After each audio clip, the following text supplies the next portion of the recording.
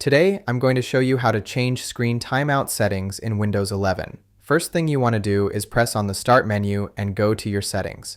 Press on System and go to the Power and Battery option. Now press on the screen Sleep and Hibernate Timeouts option. Here you can adjust to turn off your screen after so many minutes depending on your usage. I like to leave it on the recommended option, but you can select the minutes that is right for you. You can also adjust the sleep time for your whole PC. The main difference between both options is that when you turn off your screen, it just saves battery and all apps keep running in the background, while the second option pauses all apps and downloads in the background, but lets it wake up instantly ready to go from where you left off. Now you can adjust the on battery settings similar to when is plugged in, but just remember that using a plugged-in power source is preferable for high-performance use, whereas battery power supports mobility. And that's it, guys. That's how to change screen timeout settings in Windows 11.